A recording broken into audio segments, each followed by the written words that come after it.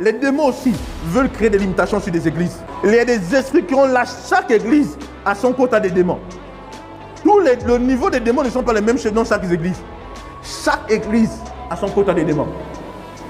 Chaque église a son quota des anges. Tu sais pas ça? Chaque église a un nombre de démons assignés sur l'église. De même, il y a les anges. De même, chaque église a un nombre de démons assignés. Les démons qui combattent l'église, qui combattent les membres, qui combattent, je vous assure. Mais ce qui est bien, c'est qu'il y a aussi des anges. Tout le monde me suit? Il y a aussi aux anges. Maintenant, quand il y a le gardien de l'église, l'homme de Dieu, il joue un rôle d'intercesseur.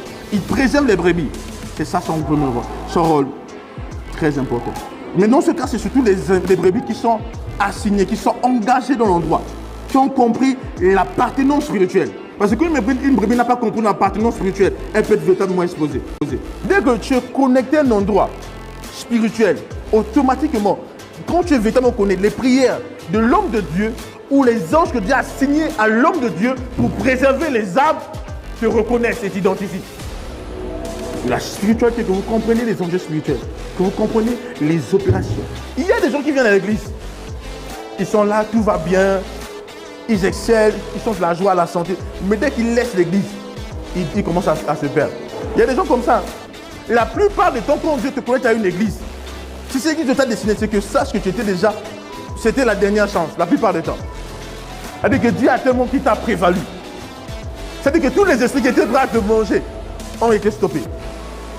Maintenant, si toi tu dis que bon, après tu retournes, les esprits qui étaient stoppés là vont te rattraper. Ils vont faire ta fête. C'est pourquoi vous devez comprendre ces choses et briser les limites. Dans vos vies, dans vos familles, même dans le ministère, compris pour l'église, vous devez prier avec la conscience que nous stoppons des choses, nous brisons des choses. Quand il y a des choses comme ce qui s'est passé pour la salle, des résistances, vous devez comprendre des enjeux. Alléluia. Et vaquez encore plus à la prière.